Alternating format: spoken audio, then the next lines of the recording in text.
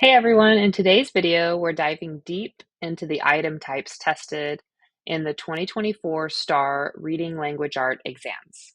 It's Angela here from Custom Classroom by Angela, helping you tackle STAAR test prep with ease.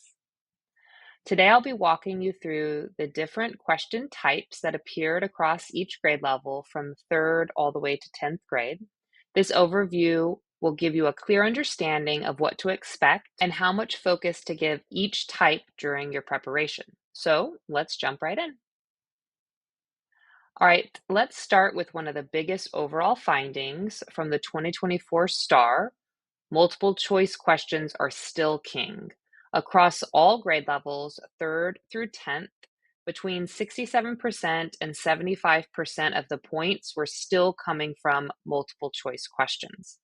That means, despite all the changes, multiple choice isn't going anywhere. And it's still crucial that students feel confident responding to passages by choosing the single best answer. Don't underestimate the importance of this foundational skill. Next, every single grade level saw 2 short constructed response questions, one based on reading comprehension and one on revising. These are an essential focus area because every student needs to be prepared to write these responses. We also saw an extended constructed response question in every grade level.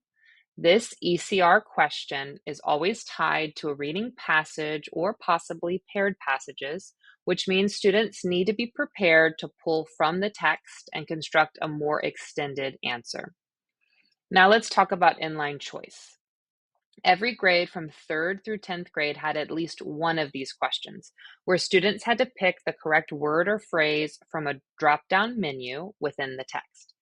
8th grade was an exception. They had 2 of these questions, making this item type slightly more emphasized at this level. Multi-select questions is where more than one answer is correct. These were also seen, but at a minimal frequency. Each grade level that saw these were in 3rd through 7th plus 9th, and they only had one. This tells us it's important to introduce students to multi-selects, but it doesn't need to be our primary focus. Highlighted text questions are questions that are going to only be found in grades 3rd, 4th, and 5th. And this year, only one question was found on this type in each grade level. So elementary teachers, while this is something to be aware of, the key is exposure, not overemphasis. Match table grid is also a type of question that's exclusively for the upper grades, 8th through 10th. And these grades saw this question only once again per test. The final item type is text entry questions. These are a fill in the blank style question that were very limited in use and only showed up once in 6th grade and once in 9th grade.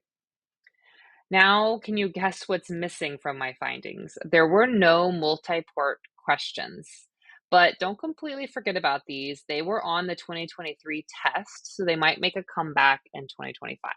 So, what's the big takeaway from all this? Focus on multiple choice. This is still the bulk of the test, so make sure your students are solid in these skills.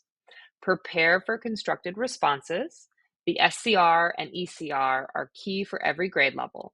Practicing these consistently will make a big difference in student performance.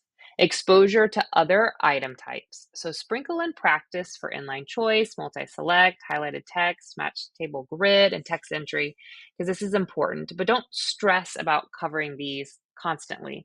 The goal is to make sure students recognize them and understand how to approach them. If you found this video helpful and you want to stay up to date with the latest STAR trends, resources, and teaching strategies, be sure to join the Custom Classroom community.